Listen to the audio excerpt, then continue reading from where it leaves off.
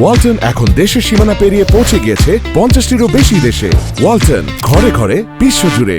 আমাদের কুষ্টিয়াতে যত ধরনের দুর্নীতি, চাঁদাবাজি, সন্ত্রাসের চেষ্টা করা হবে, আমরা বুক পেতে সেগুলো